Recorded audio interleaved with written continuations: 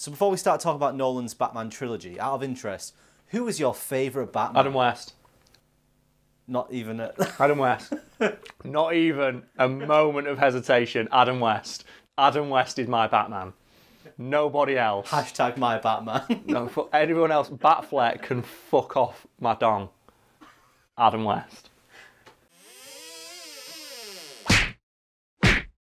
Scoring a Batman movie is always going to be tough because no matter how hard you try to craft a memorable and iconic soundtrack, it will always pale in comparison to the awesomeness that is Adam West era Batman.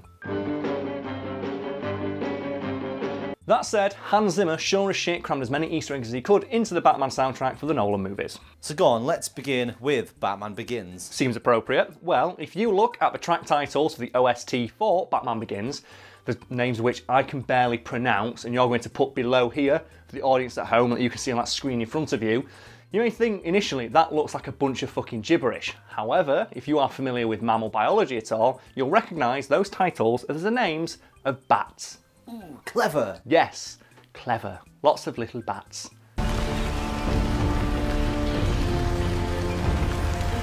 Bats are so cute as well, you don't realise until you see them up close. Except for that one, have you ever seen the giant bat with a huge big dong? See if you can find that picture. Yeah, keep it in the background the entire time. The bat dong. The bat dong, man. You have a habit of trailing off about penises in a lot of these articles. I do, don't I? Wait, look at this, I've got a cock. What Pokemon do you think looks most like a penis? I am consistently amazed by man's ability to put penises into things where they're not supposed to be. It's weird, that. The evolution of mankind from cavemen to dong spotting online. It's great, isn't it? Why have you never seen a cave paintings of just like cavemen? Do you know they put their hand up and they like painted over it? Why are there none of them? They're just like the caveman's dong of like the early Stone Age era dick pics. I want to see that. I want to see like, he puts his dong, he flops it out on a piece of slate and then pours paint over it so it's got the outline of the penis and just sends it to like over the road. Unsolicited like slate dick pics. Just frisbeed into your fucking cave. For all you people out there, myself included, who may not be intimately familiar with various scientific names for species of bat, another Easter egg Hans Zimmer included is the fact that if you just look at the title tracks from 4 to 9 and take the first letter, it spells out the word Batman. Ooh, subtle. No, I would have appreciated it more though if the first few tracks would have like been N-A-N-A-N-A-N-A. But I think you might have run out of bats by that point. But it would have been great to read the title. So I was like N-A-N-A-N-A. So you would have like na Batman. So is that it for Batman Begins? Is there anything in the actual songs themselves? Well, actually, now you mention it, Hans Zimmer did go out of his way to make sure like the soundtrack to Batman Begins was mostly composed in the keys of D and C. DC. Yes. Fuck off. As in DC Comics. Although as well, people still call it DC Comics, even though the C in DC stands for comics. It's Detective Comics, so you call it Detective Comics. It's like I think the scientific name for a gorilla is just gorilla, and I think the scientific name for a Western gorilla is gorilla. But the scientific name for a Western lowland gorilla is gorilla. Alright, let's move on. Second movie, The Dark Knight. Well, for The Dark Knight, most of the soundtrack was composed using traditional methods, with the sole exception of the song, Why So Serious? And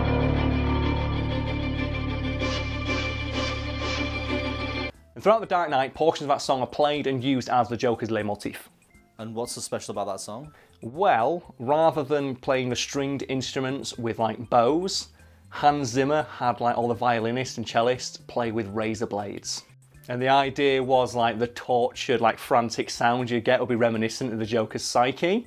And obviously the idea is like if you listen to the song, you can hear it's just the grating sound of someone like slowly grinding away at a musical instrument. And it's supposed to, oh, that's like, you know, representative of the way like the Joker grinds away at Batman's morality. But I think like Hans Zimmer did it mostly so we can say, I conducted an orchestra that were playing their instruments with fucking knives. Because how metal is that? Do you want to know why I use a knife? There's probably a lot of people watching now going, I never noticed that. What's the fucking point? And the point is that you're not supposed to notice it. That's the purpose of like soundtracks in movies. It's not supposed to stand out. It's supposed to build tension and add to characterization. I think the Joker's song, like Why So Serious, really does that. Because there's just something off about the way it sounds that you can't quite put your finger on, just like the Joker. Like when you hear that song played and you hear it in the background of scenes that he's in, like it doesn't sound like an actual song being played. You can hear the instruments are literally being tortured. Why so serious? Why so serious? Before we move on to the third Batman movie, because we're talking about soundtracks, I'm gonna just like, take a moment to talk about the Robocop soundtrack. Because one, I fucking love Robocop, and two, I feel like the soundtrack gets shit on a lot. Like people know the iconic soundtrack to Robocop, like people say it's a cool soundtrack, but people feel it's a little bit simplistic because to be fair, it was like composed in like a week. But I feel like there is a subtlety and a nuance to that soundtrack that's lost on a lot of people that I want to bring up now because it's fucking awesome. And I know there's probably someone sat there going, you're talking about Robocop, right? The movie where this happens. You're trying to tell me that's a film with subtle nuances I didn't notice? Yes, I am. Because if you like listen to the Robocop soundtrack, it starts with this like simple like string section that builds to a crescendo, and as it does, they slowly introduce the sound of like anvils like slamming down, in effect adding industrial elements to an organic song as it builds, just like Robocop, who starts like a man and slowly throughout the film gets more industrial elements added to him as he becomes a machine. And then as the song builds, the strings come back through, representative of Robocop regaining his humanity.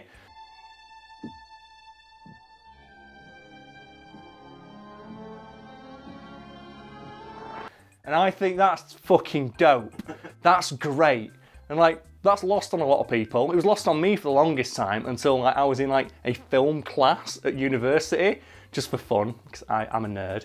And like the guy in there mentioned this, and I'm like, holy shit, that's awesome. And that's just the soundtrack. The soundtrack is representative of the arc of the character itself. That's really cool. But a lot of people see it as a big dumb action movie, and I feel like, ah. So I wanted to mention that since we're talking about soundtracks. So I think that's really awesome. I know there's probably people watching, I don't give a shit. But I think it's really cool that the soundtrack to this, like, the film itself is representative of the arc of the character. In the same way like the Joker, they went to the extra effort of making the song sound as tortured and twisted as he is. It's neat. I like movies. I like facts.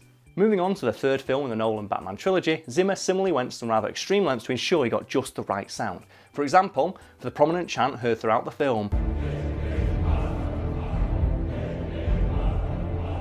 he enlisted the help of literally thousands of volunteers to sing the lyrics. So how did he get thousands of people to contribute? Basically, he just went on Twitter and said, hey, do you want to be in the Batman movie? Go on this link and then just scream the words Deshi Basara as loud as you can, and then I'm going to layer them all together and put it into the soundtrack for the film. And I think so many people responded that it crashed that website the first day it was active. And then obviously Zimmer got all those responses, layered them all on top of each other, and then put that into the final soundtrack you hear in the movie. Why did he bother going to so much effort for it? Yeah, you mean when he could have just got like 2 or 3 people to like sing the lyrics in different tonations and then just layered that hundreds and hundreds of times? Well, he could have done that and, taken the easy way out. Or he could do it the way he did do it and do it the fucking Batman way. Because would Batman do it the easy way? I think not. So as cool as that is, I kind of wish that Zimmer did what Peter Jackson did for Lord of the Rings. Do you ever hear about this? Do you ever get the shout of the Uruks? He went to a New Zealand rugby game and got all the fans to scream and recorded that. So to get the Uruk scream, he just got a lot of fucking rugby fans who were like pissed out their tree. He said, just yell as loud as you can. Recorded that and just ran it through like a synthesizer to make it sound more bestial. And then that made it into the movie as well. I wanted Hans Zimmer to do that. Just get a load of Batman nerds at Comic-Con to just scream Deshi Deshi Basara, Deshi Deshi Basara. And they're all like stood there in their fucking crappy Batman t-shirts and there's 3 guys dressed as Master Chief. It'd be great. By Zimmer sourcing the chants in that track from the general public, that of course means there is a small, but nonetheless real chance that someone, somewhere in that song is screaming the word penis over and over again. While I have no proof that this is the case, I'm going to say that it is, because that's exactly what I'd do if I was asked to submit something for this soundtrack. Someone has to have done it, because there's no way they could have gone over every single submission, because they must have thought, Okay, 1% of people who submit are going to say something stupid, but it'll be fine, it's going to get drowned out by the overall crowd. So I would like to think there's a couple of people in there just screaming, penis, penis, just over and over and over again, or like their wife's name or something at the top of their voice. So they can tell, like, you've got the girlfriend, like, if you listen really carefully, you can hear me shouting your name. Really? Probably. Listen really carefully, you can hear me shouting your name in a prison in Batman.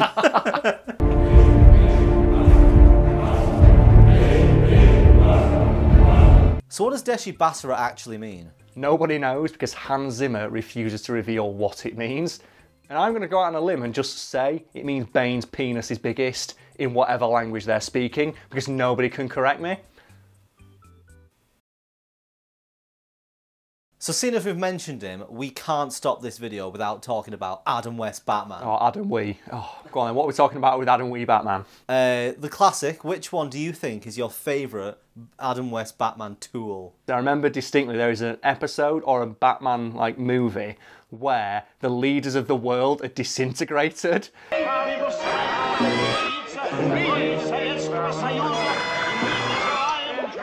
And to reassemble them, like Robin puts them into the Bat anti-disintegration machine and he just reassembles them completely.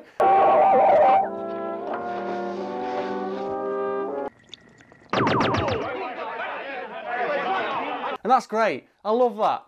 That's amazing. Why doesn't he use that technology for anything else? He just had that sat in the Batcave waiting for that moment. That's How can fantastic. you guarantee that he swept up everything? Well, he probably had, like, you know, the Bat dustpan and brush as well. The Bat dustpan brush never misses anything. It never misses any dust. The Bat Dustbuster. But I think that's the classic that always, like, tickled me. Yours? I think mine's, I'm not sure what it was called, I think it's the Bat Whistle. The Bat Whistle. There was an episode where they're fighting the Pied Piper and Batman appears and like leads all the rats out of town. And then Robin's like, how'd you do it, Batman? He's like, because I have my trusty Bat Whistle. And I'm like, why do you have a whistle? Because he's Batman and he plans for everything. I feel like Adam West Batman is the most realistic representation of Batman we've ever fucking had. Batman in the comics, his one like defining trait is that he always prepares for everything. I believe there's like one famous kind of like the Tower of Babel arc or something like that where Batman reveals he's got plans to take out every member of the Justice League, including himself. And what representation in the media, other than comics, of Batman can you think of where Batman literally has an answer for every scenario? Yeah, thinking about it, Adam West Batman does have something for every situation. Yes, and I believe that's the most true to the comics representation of Batman that exists in media today, because Adam West Batman is literally prepared for every conceivable scenario and appears to have planned out so far ahead, he's playing like 45 chess moves ahead of every single one of his opponents. My favourite example of that is the Bat anti-shark spray, and people make a joke that he carries it in his utility belt. And that's not true, because if you like, people misremember that episode. Let's say he carries anti-shark spray in his utility belt. No, he doesn't, because Brad's going to put a clip in now, and you'll see that he doesn't carry it in his utility belt. He carries it in the Bat helicopter. Hand me down the shark repellent bat spray.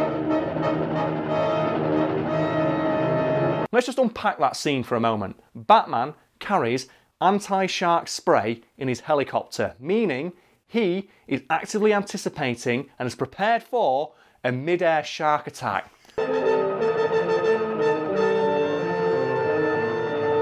What other Batman, in all the cinematic universes we've seen so far plans that far ahead? Do you ever see Nolan Batman plan so far ahead? He anticipates and has a response to being attacked by a shark in mid-fucking air. None of them do. Only Adam West Batman does. The only time I've ever seen him not be prepared, and I think this is like probably one of my favourite moments in any media ever, is there is a scene, I believe, probably in that same movie, where Batman and Robin are in the Bat speedboat driving along and someone shoots a torpedo at them. And it comes back, and this is fucking true, because people don't believe when I tell them this. It smash cuts back to Robin and Batman in the Bat like speedboat driving, going, oh man, it sure was nice that dolphin jumps in front of the torpedo. And then Batman says, yes, dolphins, such noble creatures. It was noble of that animal to hurl himself into the path of that final torpedo.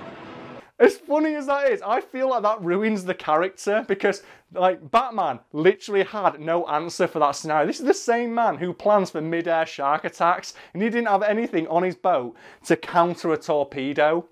And he had to rely on a denizen of the ocean willingly sacrificing itself by leaping into the path of an oncoming torpedo because it recognised he had no counter for it. Nobility of the almost human porpoise. He gave his life for ours. People are probably thinking, it's not that stupid. The clip is exactly that stupid. Just the idea that Batman, they don't even show the dolphin do it. They just cut to Batman saying, boy, it sure was lucky that a dolphin randomly jumps in front of the torpedo at the last second. Just a dolphin wearing a big hat saying Deus Ex Machina on its head.